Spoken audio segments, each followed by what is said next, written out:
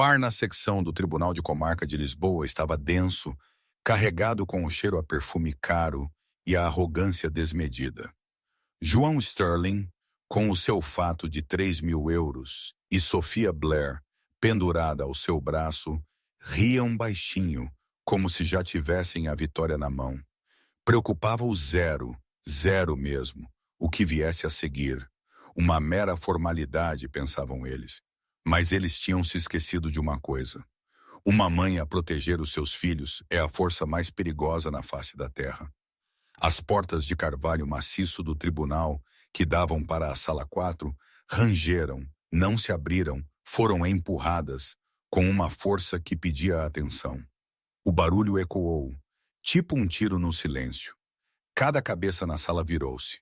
João já preparava um sorriso sarcástico, pronto a gozar com a minha provável aparência desgrenhada. Mas a mulher ali parada na porta, essa mulher não era a ex-mulher acabada e a chorar que ele tinha posto fora há 6 meses. E eu não estava sozinha. A sala ficou num silêncio tumular. Até a estenógrafa parou de teclar. Ali estavam Léo e Mia, não mais que uns 4 aninhos. Vestidos impecavelmente, o Léo com um blazer pequenino que condizia com o meu fato azul marinho, a Mia com um vestidinho azul marinho e uma fita branca. Cabelos encaracolados e escuros, maçãs do rosto altas, e o nariz e o queixo de João Sterling. O sangue sumiu do rosto dele. Ele levantou-se, os joelhos a bater na mesa. O quê? O que é isto? Sofia agarrou-lhe o braço, as unhas a cravarem-se na pele dele. João, que porra é esta? A voz dela subiu umas oitavas. Quem são essas crianças? Por que é que se parecem contigo? Eu ignorei-o. Não lhe dei sequer um olhar. Aquele momento, eu sabia, não era sobre ele. Era sobre os meus filhos, sobre Pedro, sobre a justiça que ele tanto merecia. Caminhei pelo corredor central, de mão dada com cada um, o som dos meus saltos a quebrar o silêncio. Fui direta à mesa da defesa, sentei as crianças no banco ao lado de Miguel, o meu advogado, e virei-me para o juiz. Vossa Excelência, a minha voz soou firme, clara, melódica. Formalmente apresento a este tribunal Léo e Mia Sterling, filho e filha de João Sterling. Para entender o choque que varreu a sala, é preciso entender quem eu era, ou quem João pensava que eu era. E a parte do nosso primeiro encontro, isso fica para outro dia. É daquelas histórias que hoje em dia soam a conto de fadas barato. Conhecemo-nos quando tínhamos 20 e poucos anos. Ele um miúdo com a cabeça cheia de sonhos e sem um tostão, eu uma empregada de mesa em Cacilhas, perto da faculdade onde ele estudava. Durante 5 anos fui eu quem pagou as contas da casa. Eu pagava os servidores que ele precisava para a primeira app dele. Cozinhava, limpava, até remendava a roupa dele para que ele pudesse parecer apresentável aos investidores. Casamos rápido, naqueles tempos de nós contra o mundo. Quando a Sterling Dynamics finalmente decolou, ele mudou. O dinheiro não lhe trouxe apenas carros e casas, comprou-lhe uma nova personalidade. Ficou obcecado com o estatuto. E eu era demasiado simples. Gostava de ler livros baratos, não de ir a galas. Usava gangas, não alta costura. Era o lembrete constante do passado pobre dele. E João, ele queria lhe apagar o seu passado. Então, quando ele encontrou Sofia, uma socialite que sabia como segurar uma taça de champanhe e cujo pai podia triplicar o preço das ações dele, João não me deixou, ele me expulsou. Congelou as contas conjuntas. Disse-me que eu tive sorte de ele não me processar por angústia emocional por ser tão aborrecida. Nos últimos 6 meses, tinha vivido num estúdio, tipo um armário, nos subúrbios de Setúbal. Ele sabia disso, porque tinha contratado um detetive para me observar, só para se deleitar na minha miséria. O relatório dizia que eu parecia cansada, usava roupa velha e andava de autocarro. Essa era a imagem que ele tinha na cabeça. Mas a mulher ali parada na porta do tribunal, essa mulher era irreconhecível. Vestia um fato azul marinho feito à medida, que lhe assentava como uma armadura. O cabelo, geralmente preso num coque desarrumado, estava solto em ondas castanhas elegantes, a cair-lhe pelos ombros. Maquilhagem mínima, mas irradiava uma intensidade fria e feroz. Mas não eram só as roupas. Eram os meus olhos. O medo tinha desaparecido. No lugar dele, um fogo frio e calculista que varreu a sala e pousou diretamente em João. Vossa Excelência, eu disse sem um pingo de hesitação. Peço desculpa pelo atraso. Tive de garantir que os meus acompanhantes estavam prontos. Acompanhantes?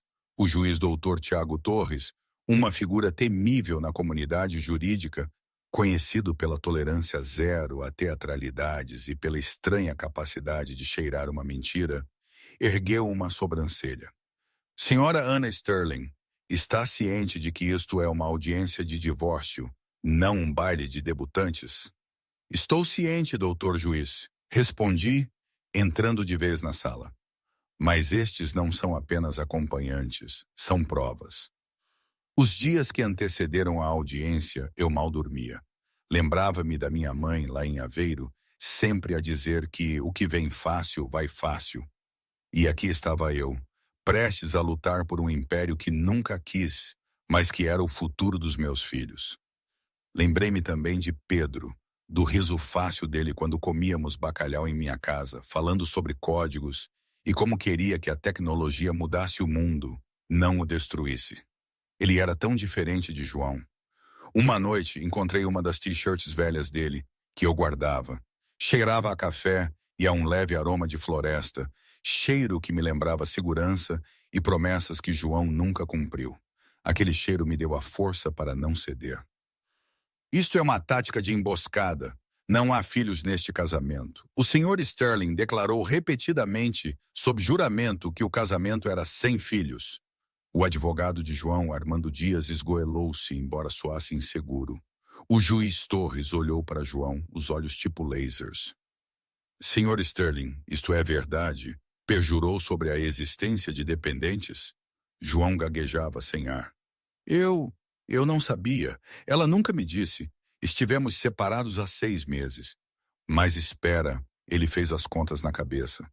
Os gêmeos pareciam ter 4 anos. 4 anos? Gritou apontando um dedo trêmulo para mim. Nós vivíamos juntos há 4 anos. Como pudeste esconder gêmeos de mim na minha própria casa? Não os escondi na tua casa, João. Eu disse calmamente. Escondi-os no único sítio onde nunca procuraste. Na minha vida. Onde é que procuravas tu? Estavas em Tóquio, em Londres, em Nova York. Vinhas a casa uma vez por mês só para trocar as malas. E quando estavas em casa, dormias na ala de hóspedes. Nem reparaste quando eu estava grávida. Usava roupa larga e tu nunca olhaste para mim. Nem uma vez. A sala explodiu em murmúrios. Ordem! O juiz Torres bateu com o malhete. Sofia levantou-se, o rosto distorcido de fúria. Ela está a mentir. Olhem para eles. Podem ser de qualquer um. Ela provavelmente adotou-os para receber mais pensão. É uma farsa. Virei-me para ela lentamente, um sorriso pequeno e de pena no rosto. Uma farsa? Abri a minha pasta e tirei um dossiê azul grosso. Tenho os testes de ADN aqui, realizados por um laboratório independente na semana passada. Mas isso não é a única coisa que tenho. Bati com a pasta na mesa. Também tenho os documentos do fundo fiduciário. Os olhos de João arregalaram-se. Que fundo fiduciário? O fundo fiduciário do legado da família Sterling, eu disse. Aquele que o teu avô criou em 1995. Aquele que me disseste que foi dissolvido há anos. João ficou paralisado. Ele sabia exatamente a que fundo me referia. Era o fundo do juízo final. Uma acumulação maciça de bens que o seu avô, o fundador original da fortuna Sterling, tinha guardado. Esse fundo está vazio, mentiu João, o suor a escorrer-lhe pela testa. Está? Abri o dossiê. Porque, de acordo com os estatutos do fundo, Os bens permanecem congelados até o nascimento do primeiro herdeiro masculino direto da linhagem Sterling. Após o nascimento de um herdeiro, o fundo é ativado, e a única pessoa designada para gerir os bilhões, até o herdeiro fazer 18 anos, é a mãe do herdeiro. Olhei para João, os meus olhos duros como diamantes. Essa sou eu, João. O que significa que, a partir de agora, eu não só possuo a minha metade dos bens do casamento. Eu controlo os direitos de voto da tua empresa inteira. O silêncio que se seguiu foi pesado, sufocante. O som de uma dinâmica de poder a mudar tão violentamente que sugou o ar da sala. Armando Dias, o advogado tubarão de João, desabou na cadeira. Ele conhecia a lei. Se aquele fundo existisse e se aquelas crianças fossem reais, o seu cliente já não era o homem mais rico da sala. Era um subordinado. O rosto de João ficou de pálido a um vermelho profundo e manchado. Isso é impossível. O avô nunca. Ele odiava-te. Pensava que eras uma caça-fortunas. Ele pensava que eu era leal. Eu rebati. E sabia que tu eras imprudente. Ele escreveu essa cláusula para garantir que a fortuna Sterling fosse para a família, não para as tuas aquisições. Olhei significativamente para Sofia. Sofia enervou-se. Passara 2 anos a cultivar João. Suportara a arrogância dele, o mau humor e os hábitos esquisitos porque a recompensa devia ser riqueza ilimitada. Agora, esta empregada de mesa estava a dizer que ela tinha as chaves do reino. Sua bruxa mentirosa! Sofia guinchou, avançando e derrubando um jarro de água na mesa da acusação. Tu falsificaste essas crianças. Provavelmente dormiste com o irmão dele. Ah, senhora Blair, sente-se! O juiz Torres rugiu. Não, Sofia gritou, a sua compostura completamente desfeita. Apontou um dedo manicurado para os gêmeos. A pequena Mia encolheu-se contra mim, os olhos arregalados de medo. Olhem para eles, usam roupas baratas, parecem ratos de rua. João, diz-lhes que és estéril. Tu disseste-me que eras estéril. A sala suspirou de novo. João fechou os olhos. Sofia, cala-te. Ele sibilou. Não, tu disseste-me, Sofia gritou, virando-se para a plateia, dirigindo-se ao público de escriturários aborrecidos e curiosos. Ele disse-me que tinha feito uma vasectomia há 5 anos, antes de os gêmeos serem concebidos, por isso eles não podem ser dele. João enterrou o rosto nas mãos. Eu não tremi. Olhei para Miguel. Ele levantou-se agora com muito mais confiança. Vossa Excelência, disse Miguel, se o queixoso fez uma vasectomia, gostaríamos de ver os registros médicos. No entanto, o Sr. Sterling é um conhecido exagerado, mas a Sra. Blair levanta um ponto interessante sobre a paternidade. Miguel pegou na pasta azul que eu tinha colocado na mesa. Antecipamos esta acusação. Temos todo o gosto em submeter as crianças a um teste de ADN ordenado pelo tribunal agora mesmo.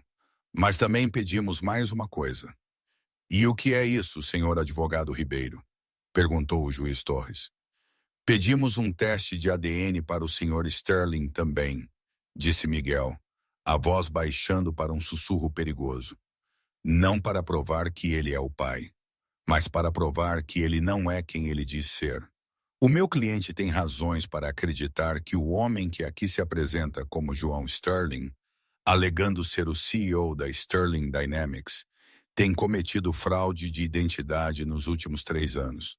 Sofia paralisou, olhou para João. Fraude de identidade?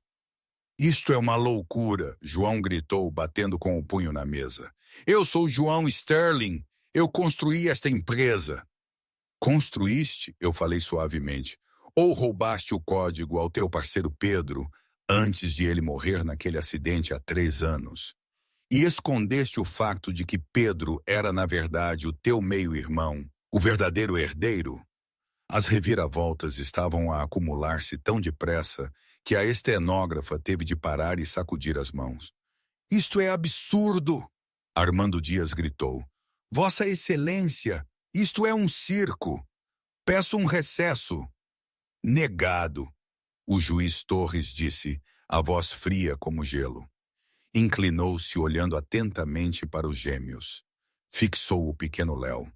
Então o juiz fez algo que ninguém esperava. Tirou os óculos, olhou para mim com uma expressão estranha e suavizada. Senhora Sterling, o juiz disse calmamente, traga o menino ao banco. Vossa Excelência, Armando Dias gaguejou, isto é altamente irregular. Sente-se, advogado, ou o prendo por desacato. O doutor Torres rugiu. Virou-se para mim de novo. Traga-o aqui. Assenti. Peguei na mão de Léo e levei-o até ao banco do juiz. O pequeno olhou para o homem intimidante de toga preta. O juiz Torres olhou para Léo. Olhou para o formato dos olhos do menino. Olhou para uma pequena e peculiar marca de nascença no pescoço do menino, uma marca em forma de estrela. O rosto do juiz empalideceu. Olhou para João. João, os seus olhos a arder com uma súbita fúria pessoal. Senhor Sterling, o juiz Torres disse, a voz a tremer de raiva reprimida. Jurou sob juramento que não tinha família. Jurou que era filho único. Eu sou. João gaguejou. Então explique-me, o juiz Torres disse, apontando um dedo trêmulo para o menino. Por que é que esta criança tem a marca de nascença da família Torres, a mesma marca que o meu filho tinha, o filho que se chamava Pedro? Verônica mais tarde me contou que naquele momento o chão simplesmente desapareceu sob seus pés. Ela viu o juiz, o temível doutor Torres, tirar os óculos e se inclinar para o pequeno Léo. O que ela viu a seguir foi um olhar no rosto do juiz. Um olhar que não era de um magistrado, mas de um pai, de um homem ferido. E então ele falou daquela marca de nascença. Sofia disse que a fúria e o choque eram tão intensos que ela quase vomitou. Naquele instante, ela soube. João não era apenas um mentiroso. Ele era um monstro e ela estava prestes a cair com ele. A festa tinha acabado e ela estava presa na sala de tribunal mais surreal de todas. A sala explodiu em caos. O juiz Torres não era apenas o juiz. Ele era o avô. O tribunal já não era um lugar de lei. Era um teatro de guerra e o juiz doutor Tiago Torres tinha acabado de lançar uma bomba nuclear. Deixa eu parar aqui por um segundo. Toda essa história parece coisa de novela, né? Bilhões, segredos de família, roubo de identidade. Em Braga, onde cresci, o maior drama era a vizinha fofoqueira. Mas aqui, nesta sala, neste mundo, tudo era real. Ou, pelo menos, era o real que eles criaram para si. Eu só queria a verdade, os meus filhos. Mas acabou sendo muito mais do que isso. Uma loucura, para ser sincera. Enfim, voltemos ao show. A revelação de que o pequeno Léo tinha a marca de nascença da família Torres, uma marca pertencente ao filho falecido do juiz Pedro, desfez a pouca compostura que João Sterling tinha. Vossa Excelência certamente não pode estar a falar a sério. Armando Dias gaguejou, a sua mente jurídica a correr para encontrar um procedimento para quando o juiz acaba por ser o avô da prova. Isto é uma coincidência. Uma marca de nascença não é prova admissível de linhagem. Silêncio! O juiz Torres rugiu. Não bateu com o malhete desta vez. Levantou-se, tirando a sua toga preta com um movimento que parecia violento. Atirou o tecido pesado para cima da sua cadeira, revelando uma camisa branca por baixo. Parecia menos um juiz agora, e mais um pai furioso e enlutado. Agente Santos! O doutor Torres ladrou. Tranque as portas. Ninguém sai desta sala. Declaro isto uma sessão fechada devido a implicações de segurança nacional e fraude criminosa. Segurança nacional? Sofia guinchou. Isto é um divórcio. Agora é uma investigação de homicídio, o doutor Torres disse, a sua voz baixando para um sussurro aterrorizante. Desceu do banco, ignorando os degraus, movendo-se com a agilidade de um predador em direção à mesa da acusação. Parou a poucos centímetros do rosto de João. O meu filho, Pedro Torres, desapareceu há 3 anos, disse o juiz, os olhos marejados de lágrimas reprimidas. Ele era um programador brilhante. Estava a trabalhar num projeto que chamava Algoritmo Gênesis. Disse-me que tinha um parceiro, um homem chamado João. Nunca me disse o apelido. O doutor Torres agarrou João pelas lapelas do seu fato caro e atirou-o para trás, contra a cadeira. Pedro disse-me que João era como um irmão para ele. Mas depois Pedro morreu num acidente de carro. O portátil dele desapareceu. Os backups foram apagados. E 3 meses depois, a Sterling Dynamics lançou uma nova IA revolucionária. A tua IA. João tremia tanto que os dentes batiam. Eu escrevi esse código. Pedro ele era apenas um estagiário. Não sabia nada. Mentira! A minha voz cortou a tensão. Levantei-me, protegendo os gêmeos atrás de mim. Pedro não era um estagiário, João. Ele era o gênio. Tu eras a cara. Eras o vendedor e eras ciumento. Caminhei até a mesa de provas e peguei numa pendrive que lá tinha colocado. Pedro enviou-me um e-mail na noite em que morreu. Revelei. Éramos amigos, João. Sabias que, enquanto estavas a fazer networking com investidores, Pedro vinha jantar à minha casa? Queixava-se que tu estavas a pressionar para vender o algoritmo a um empreiteiro militar estrangeiro. Ele recusou. Queria que fosse de código aberto para ajudar as pessoas. Ergui a pendrive. Isto é o backup, aquele que não conseguiste encontrar. Tenho o código-fonte com carimbo de data 2 semanas antes de tu o teres inventado. E tenho um diário em vídeo. Armando Dias começou a arrumar a sua pasta rapidamente. Senhor Sterling, aconselho-o a não falar. Na verdade, estou a retirar-me como seu advogado imediatamente. Não me podes deixar, João gritou, agarrando o braço de Armando. Pago-te uma fortuna. Tu pagas-me com dinheiro roubado. Armando sibilou, puxando o braço. Não vou para a prisão por ser cúmplice de espionagem corporativa e potencial homicídio. Está sozinho. Armando marchou para o fundo da sala, mas o agente Santos, o oficial de justiça, postou-se à frente das portas trancadas, braços cruzados. O juiz disse, ninguém sai advogado. Sente-se. Sofia hiperventilava. Olhou para João, depois para o juiz, depois para as paredes, que pareciam a fechar-se. Percebeu que o estilo de vida de bilionário que lhe tinha sido prometido estava a evaporar. Tinha apostado no cavalo errado. Eu não sabia, Sofia gritou, levantando-se e erguendo as mãos em rendição. Juiz Torres, juro que o conheci há 6 meses. Não sabia sobre Pedro ou o código. Eu sou apenas uma vítima aqui. João virou-se para ela, os olhos selvagens. Uma vítima? Gastaste €500.000 no meu cartão de crédito no mês passado. Disseste-me para esmagar a Ana.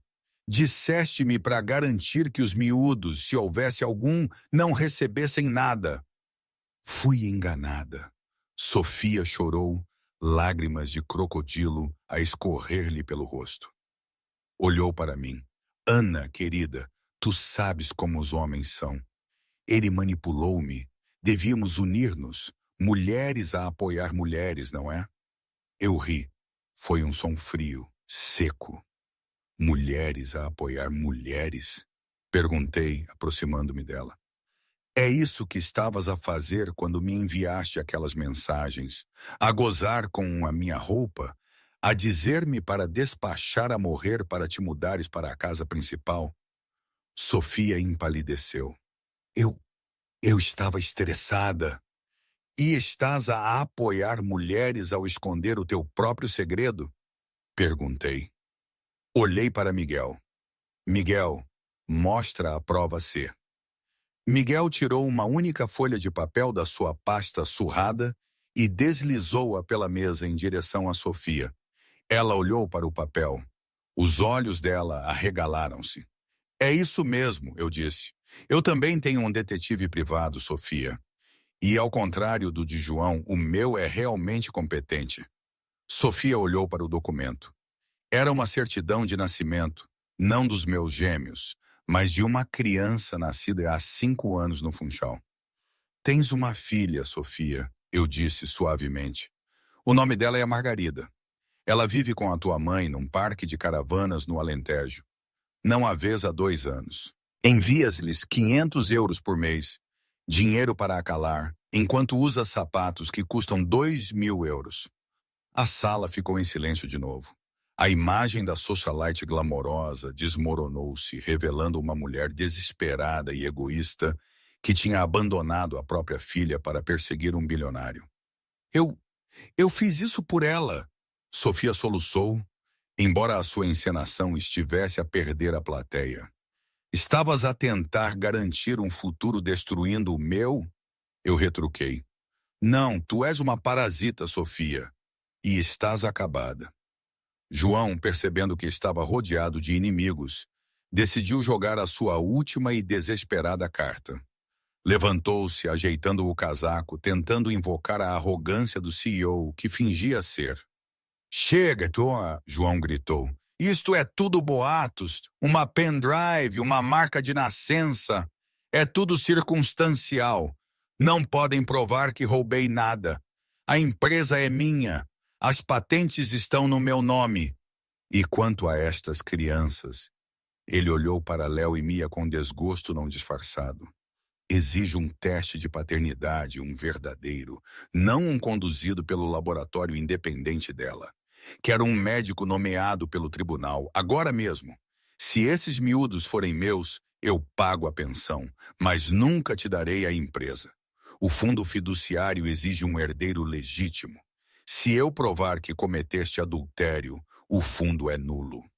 O juiz Torres, agora agindo como avô Torres, olhou para João com puro ódio.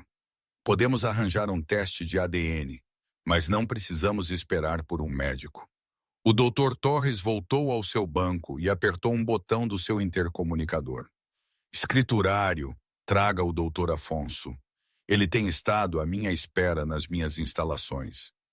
A porta lateral abriu-se e um homem de bata branca entrou, carregando um kit médico. João congelou. Tu tinhas um médico à espera? Suspeitei que algo estava errado com este caso desde o início, o Dr. Torres disse. Quando vi o nome Sterling Dynamics na pauta, lembrei-me do parceiro do meu filho. Estava preparado para me recusar, mas queria vê-lo primeiro. Queria olhar nos olhos do homem que estava com o meu filho quando ele morreu. O médico preparou-se rapidamente. Colheu amostras de João, que se submeteu relutantemente, contido pelo agente Santos, de mim, de Léo e de Mia. Isto é um analisador rápido, anunciou o Dr. Afonso, usado pelas forças de segurança. Teremos um resultado preliminar em 20 minutos. Os 20 minutos que se seguiram foram os mais longos da vida de João. A sala estava trancada. O silêncio era pesado. Eu sentei-me com os gêmeos, sussurrando-lhes histórias, mantendo-os calmos. O juiz Torres sentou-se na beira da sua mesa a olhar para João. Sofia sentou-se com a cabeça nas mãos, a chorar baixinho. Finalmente a máquina apitou. O doutor Afonso arrancou a impressão. Olhou para ela, franziu a testa e depois olhou para João. Então? João exigiu. Eles não são meus, pois não. Ela dormiu com outra pessoa. Ah, eles são seus, Sr. Sterling, o doutor Afonso disse calmamente. 99,99% de probabilidade de paternidade. O senhor é o pai. Eu sorri, o que ativa o fundo fiduciário. No entanto, o médico continuou, segurando uma segunda folha de papel. Há mais alguma coisa. O quê? João retrucou. Corri uma comparação com a base de dados familiar que temos em arquivo para a família Torres, conforme solicitado pelo juiz, disse o médico. Olhou para o juiz Torres. As crianças partilham 25% do seu ADN com o juiz Torres. João ficou confuso. Então, se Pedro era meu irmão... Espera, não! Eu levantei-me. Pedro não era teu irmão, João. Tu mentiste sobre isso também. Disseste a toda a gente que Pedro era teu meio-irmão para explicar por que estavam sempre juntos.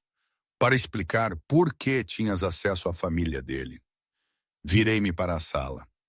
João não é parente dos Torres. Ele era colega de quarto de Pedro na faculdade. A marca de nascença em Léo não veio de João. Os olhos de João arregalaram-se. O que estás a dizer? Estou a dizer, a minha voz a tremer de emoção, que eu não dormi contigo para conceber essas crianças, João. Fizemos FV, lembras-te? Há 4 anos, estavas demasiado ocupado para ir à clínica. Enviaste uma amostra ou assim disseste. Olhei para o juiz Torres. João era estéril. Ele sabia disso, mas não podia deixar o seu ego sofrer o golpe. Então, trocou a sua amostra. Roubou uma amostra do único outro homem a quem tinha acesso. O homem de quem tinha ciúmes. O homem cujo gênio queria possuir. Usou a amostra de Pedro. Pedro. O juiz Torres sussurrou, o rosto a perder a cor. Ele pensou que estava apenas a roubar material genético para ter um bebê inteligente, eu disse. As lágrimas finalmente a escorrerem. Ele não sabia que me estava a dar um pedaço do homem que assassinou. Léo e Mia, eles são filhos de João pela lei, porque ele assinou os formulários de consentimento da FV, mas biologicamente são filhos de Pedro. São seus netos, juiz Torres. João caiu de costas na cadeira, completamente derrotado. A crueldade do seu próprio ego tinha sido a sua ruína. Estivera tão obcecado em ser superior a Pedro, que tinha literalmente gerado os filhos de Pedro para dar continuidade ao seu próprio nome, pensando que ninguém nunca saberia. Monstro, Sofia sussurrou, arrastando a cadeira para longe dele. Eu queria um herdeiro com bons genes. João murmurou, a voz oca. Fiz isso pelo legado. E o legado acabou de te destruir, eu disse. A revelação de que João tinha roubado o material genético de um homem morto, o mesmo homem que ele era acusado de matar, pairava no ar como uma nuvem tóxica. O silêncio na sala 4 era absoluto, quebrado apenas pela respiração ofegante de João Sterling. O juiz Torres, um homem conhecido pela sua compostura de ferro, parecia ter sido fisicamente atingido. Não apenas desceu do banco. Desceu como um homem em transe. Ignorou o seu escrivão, ignorou o agente Santos e caminhou diretamente para a mesa da defesa, onde os gêmeos estavam sentados. Caiu de joelhos. O tecido caro das suas togas judiciais arrastou-se pelo chão sujo do tribunal. Mas ele não se importava. Olhou para Léo, perscrutando o rosto do menino. Traçou a linha do queixo da criança, a ondulação do cabelo e, finalmente, aquela marca de nascença em forma de estrela no seu pescoço. Pedro! O doutor Torres sussurrou, a sua voz a quebrar-se com um luto que tinha enterrado há 3 anos. Tens os olhos dele. Tens os olhos do meu filho. Léo, sentindo a tristeza do velho, estendeu uma pequena e roliça mão e deu um tapinha na bochecha molhada do juiz. Não chores, avô, o menino disse inocentemente. A mãe diz que meninos corajosos não choram. Aquela palavra avô estraçalhou a sala. Foi o clímax emocional que transformou o processo legal numa reunião de família. A estenógrafa limpou abertamente as lágrimas do rosto. Até o endurecido agente Santos desviou o olhar para se recompor. Mas eu sabia que o momento para o sentimentalismo tinha de esperar. Ainda havia um predador na sala e ele estava encurralado. Voltei o meu olhar para João. Estava desabado na cadeira, o rosto uma máscara de terror suado. Olhou para a janela, depois para a porta, os olhos a guinar como um animal encurralado. Não podes provar, João murmurou, a voz subindo para um tom frenético. E daí se usei a amostra dele? Isso é apenas um erro médico. Não podes provar que o matei. Foi um acidente. As estradas estavam escorregadias. Fiz sinal a Miguel. Miguel, ponha à prova D. Miguel ligou a pendrive ao sistema AV do tribunal. Um grande ecrã desceu do teto. As luzes da sala escureceram automaticamente. O ecrã acendeu-se. O rosto de um jovem apareceu. Parecia gentil, cansado e brilhante. Parecia exatamente uma versão adulta de Léo. Era Pedro Torres. Se estiverem a ver isto, a voz de Pedro preencheu a sala, pequena e distorcida, mas inconfundível. Então estou morto. E o João provavelmente está a dizer a toda a gente que foi uma tragédia. João soltou um ruído estrangulado. Desliguem! Isto é falso! Deepfake! Inteligência artificial! Senta-te! O agente Santos ladrou, colocando uma mão pesada no ombro de João. No ecrã, Pedro continuou. É 14 de novembro. O João descobriu que eu não vou vender o algoritmo Gênesis aos empreiteiros de defesa. Ele gritou comigo durante 3 horas. Atirou uma cadeira pela janela. Disse-me que se eu não cedesse a IP, ele me apagaria. Pedro inclinou-se mais para a câmara, os seus olhos assombrados. Verifiquei o meu carro esta manhã. Havia fluido debaixo do eixo. Estou a gravar isto antes de ir de carro para a costa para me encontrar com ele. Se eu não voltar, verifiquem os registros do servidor, pai. Verifiquem o acesso de administrador na segurança da garagem. João tem os códigos. O vídeo ficou preto.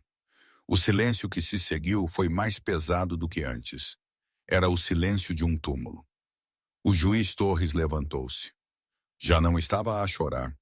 O rosto era uma máscara de ira fria e bíblica. Olhou para o agente Santos. Agente Santos, o doutor Torres disse, a voz mortalmente calma. Destranque as portas. O agente Santos destrancou as pesadas portas de carvalho. Elas abriram-se imediatamente. 2 detetives em fatos baratos entraram, seguidos por 4 agentes da polícia fardados. O detetive-chefe, um homem com olhos cansados e um distintivo no cinto, varreu a sala. João Sterling, o detetive perguntou. João recuou, derrubando a cadeira. Recuou até as suas costas baterem na mesa da acusação. Não, espera. Tenho dinheiro, posso explicar. Era negócio. Ele ia arruinar a empresa. Então admite? O detetive perguntou, tirando um par de algemas do cinto. O metal tilintou ominosamente. Admito que queria o código. João gritou, a sua fachada a desintegrar-se completamente. Ele era um tolo.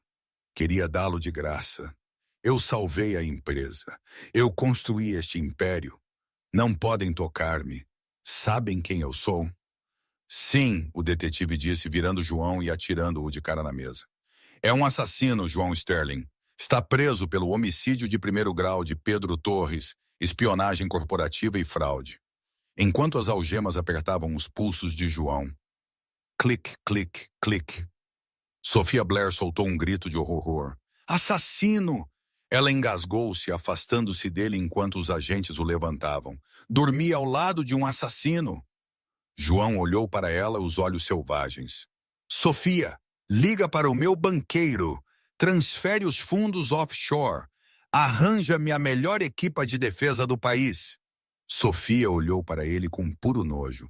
A ficha caiu-lhe de uma vez.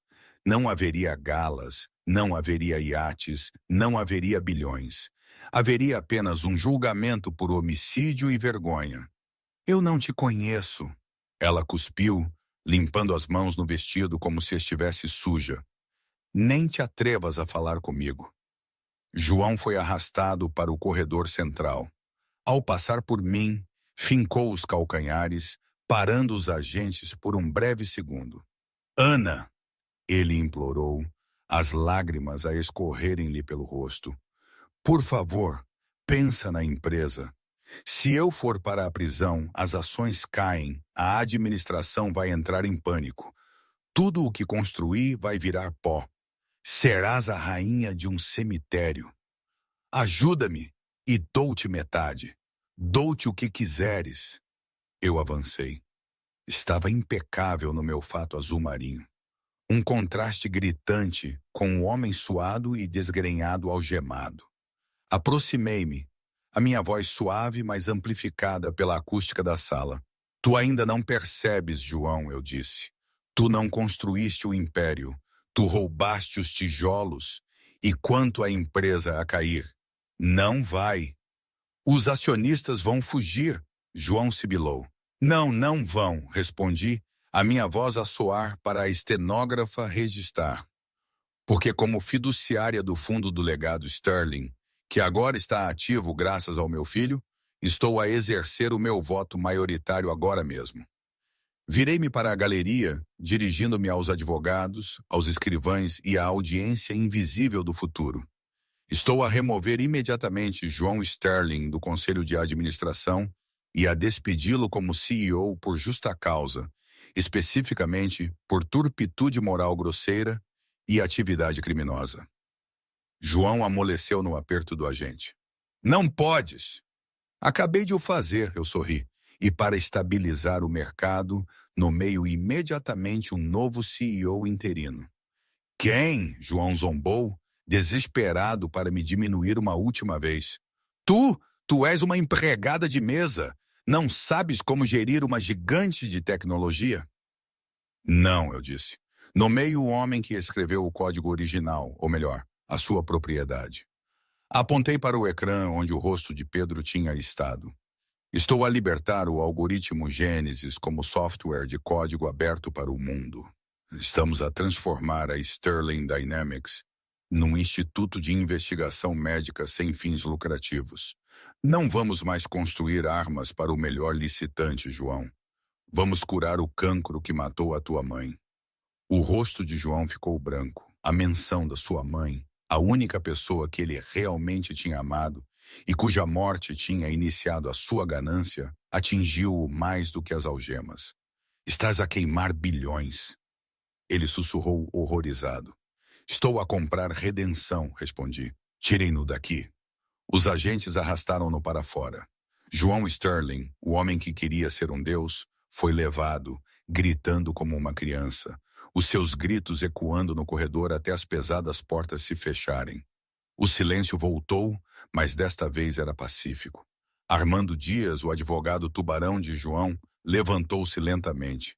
Começou a enfiar papéis na sua pasta. Eu presumo que os meus serviços já não são necessários. Vá-se embora.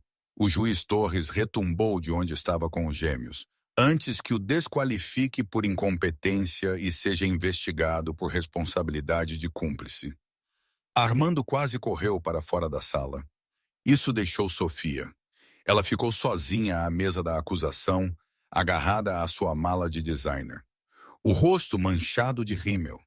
Olhou para mim, tentando invocar um pouco da sua antiga arrogância, mas falhando miseravelmente. Sofia, comecei, a voz dela a tremer. Olha, claramente nós éramos ambas vítimas aqui. Ele mentiu-me também. Eu não sabia do assassinato. Não sabia dos gêmeos. Ela forçou um sorriso. Talvez possamos ajudar-nos. Mulheres a apoiar mulheres. Eu ri. Não foi um riso amargo. Foi o riso de alguém que vê uma piada pelo que ela é. Aproximei-me dela. De perto, Sofia parecia velha e cansada. O glamour era apenas maquilhagem. Mulheres a apoiar mulheres? Perguntei, inclinando a cabeça. É isso que estavas a fazer quando me enviaste aquelas mensagens a chamar fardo aos meus filhos? É isso que estavas a fazer quando disseste a João para cortar o meu seguro de saúde? Sofia estremeceu. Eu estava sob a influência dele. Estava sob a influência da ganância, corrigia. Estendi a mão à minha pasta e tirei um dossiê. Não vou processar-te, Sofia. Não quero o teu dinheiro. Não quero as tuas desculpas. Entreguei o dossiê a Sofia. Isto é um bilhete só de ida para o Funchal. Parte em 3 horas. Sofia olhou para o bilhete. Funchal. Vai ver a tua filha, eu disse severamente. Vai ver a Margarida. Ela tem 5 anos e pensa que a mãe está morta porque nunca ligas. Vai criar a tua filha, Sofia. Se te vir em Lisboa de novo, se te vir em qualquer lugar perto da minha família, vou entregar os documentos fiscais que tenho sobre ti ao fisco. Sei que não declaraste um cêntimo dos presentes que João te deu. Os olhos de Sofia arregalaram-se de terror. Assentiu freneticamente, agarrando o bilhete ao peito. Obrigada, sussurrou. Percebendo que estava a receber uma misericórdia que não merecia, virou-se e correu, os seus saltos altos a tilintar no chão, fugindo aos destroços da vida que tentou roubar. Agora a sala estava verdadeiramente vazia de inimigos. O juiz Torres caminhou até mim. Parecia 10 anos mais jovem do que 1 hora antes. Segurava firmemente as mãos de Léo e Mia. Não sei o que dizer, o doutor Torres disse, a sua voz embargada pela emoção. Criaste-os sozinha. Protegeste-os de um monstro. Salvaste o legado do meu filho quando eu não consegui. Eles salvaram-me, eu disse olhando para os meus filhos. Quis desistir tantas vezes, mas olhava para eles e via Pedro. Sabia que tinha de lutar. És uma mulher muito rica agora, Ana, o doutor Torres disse. Controlas o fundo fiduciário. Controlas a fundação. Não me importo com o dinheiro, disse honestamente. Só quero que eles saibam quem o pai deles realmente era. Não João, mas o homem que lhes deu a sua faísca. Nós lhes diremos, prometeu o doutor Torres, todos os dias. Virei-me para Miguel. O meu advogado estava encostado à mesa, parecendo exausto, mas sorrindo como se tivesse acabado de ganhar a lotaria. E tu, eu disse, caminhando até ele. Tu aceitaste este caso quando todos os outros escritórios em Lisboa se riram de mim. Lutaste por uma empregada de mesa contra um bilionário. Miguel encolheu os ombros, corando ligeiramente. Gosto de desfavorecidos. Tem melhores histórias. Já não és um defensor público, Miguel, eu disse. Vou precisar de um consultor jurídico geral para a nova Fundação Torres Vance. Alguém em quem possa confiar. Alguém que saiba que a justiça vale mais do que um salário. Estendi a mão. O salário é o triplo do que ganhas agora. Interessado? Miguel pegou na minha mão. O seu aperto era quente e firme. Ficaria honrado, senhora. Senhorita Vance. Ana. Ana. Corrigiu com um sorriso.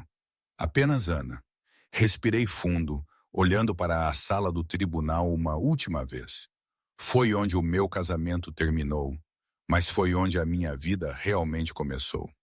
Vamos, eu disse, pegando na mão de Mia, enquanto o juiz segurava a de Léo. Vamos tomar um gelado. Temos muitos aniversários para compensar. 5 anos se passaram desde que as portas do Tribunal de Comarca de Lisboa se fecharam na vida de João Sterling. Dentro da ala de alta segurança da prisão de Monsanto, o ar cheirava sempre a lixívia estragada e desespero. Na sala comum, um grupo de reclusos aglomerava-se em torno de uma pequena televisão a piscar, aparafusada ao teto. O recluso 840, antes conhecido como João Sterling, sentava-se no canto de trás, a esfregar o chão de linóleo. As suas mãos, antes macias e tratadas, por não lidarem com nada mais pesado que uma caneta tinteiro, estavam agora calejadas e gretadas. Envelhecera 20 anos em 5. O cabelo estava a rarear, a postura curvada. Ei, Sterling! Um dos reclusos, um homem corpulento chamado David, gritou. Vem ver a tua ex-mulher. Parece que vale 1 bilhão de euros. João estremeceu. Tentou ignorá-los, mantendo os olhos na água com sabão a rodar no balde. Mas o som da voz dela arrastou-o como uma traça para a chama. Levantou os olhos. No ecrã, Ana Vance estava num pódio em Coimbra. Estava deslumbrante. Usava um fato branco que irradiava poder e graça. Atrás dela estava o logótipo da Fundação Torres Vance. Temos o orgulho de anunciar, Ana disse, a voz confiante e calorosa, que o algoritmo Gênesis mapeou com sucesso os marcadores de detecção precoce para 3 tipos de cancro pediátrico. Por causa do código que Pedro Torres escreveu e por causa do trabalho árduo da nossa equipa, o tratamento é agora gratuito para famílias necessitadas. A multidão na televisão aplaudiu. A Câmara focou na primeira fila. Lá sentava-se o juiz doutor Tiago Torres, agora reformado e feliz, de mãos dadas com 2 crianças de 9 anos. Léo e Mia pareciam saudáveis, felizes e amados. Ao lado dele sentava-se Miguel Ribeiro, impecável num fato feito à medida, a olhar para Ana com adoração não disfarçada. Ela deu a IP, João murmurou para si mesmo, agarrando o cabo da esfregona até os nós dos dedos ficarem brancos. Ela deu um ativo de 1 trilhão de euros para a caridade. Por isso é que ela é a mulher do ano. E tu estás a esfregar o chão, Sterling. David riu, atirando uma lata de refrigerante vazia aos pés de João. Perdeste um sítio. João olhou para a lata. A raiva que antes o alimentava tinha desaparecido, substituída por um vazio frio e oco. Ele tinha subestimado toda a gente. Pensara que eu era uma simples empregada de mesa que podia descartar. Pensara que Pedro era um nerd que podia explorar. Pensara que ele era o rei do tabuleiro. Não percebeu, até ser tarde demais, que estava a jogar contra uma grande mestra. De volta a Lisboa, o horizonte tinha mudado. O arranha-céus que antes tinha o nome Sterling Dynamics tinha sido rebatizado.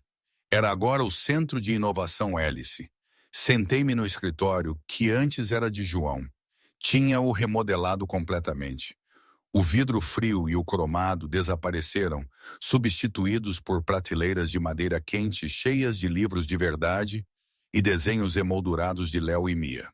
Bateram à porta. Entra, eu disse. Miguel entrou, carregando um pequeno envelope selado. Parecia hesitante. O que é? Perguntei, pousando a caneta. Veio da prisão, Miguel disse suavemente. É dele. Usou a sua única carta permitida do mês. Olhei para o envelope. Era de papel barato e áspero. Podia ver a caligrafia frenética e irregular de João na frente. Queres ler? Miguel perguntou. Provavelmente quer pedir desculpa ou pedir dinheiro. Ou talvez só queira saber que estás a pensar nele. Levantei-me e caminhei até a janela do chão ao teto. Olhei para a cidade. Lembrei-me das noites que passei a servir mesas para pagar as contas do servidor de João. Lembrei-me das noites em que chorei até adormecer enquanto ele estava com Sofia. Lembrei-me do momento em que entrei naquele tribunal, aterrorizada, mas determinada, de mãos dadas com os filhos que ele tinha rejeitado. Eu já lhe tinha dado 10 anos da minha vida. Não lhe daria mais 10 segundos. Não, eu disse. Peguei no envelope da mão de Miguel. Não o abri. Caminhei até a pequena lareira no canto do meu escritório, uma característica que eu tinha instalado para fazer a sala parecer uma casa. Atirei a carta para as chamas. Assistimos enquanto o papel se enrolava, escurecia e se transformava em cinza. As palavras que João tinha escrito, quaisquer que fossem os pedidos, quaisquer que fossem as mentiras, quaisquer que fossem as manipulações finais, desapareceram em fumo. Os miúdos têm um torneio de xadrez este fim de semana. Eu disse, virando-me para Miguel, com um sorriso brilhante, a sombra de João completamente desaparecida dos meus olhos. O avô Torres diz que o Léo está a jogar a defesa siciliana. Miguel sorriu de volta.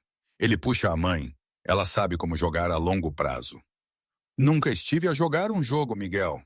Eu disse suavemente, pegando numa foto emoldurada de Pedro, o homem cujo legado eu tinha salvo. Estava apenas a lutar pela verdade.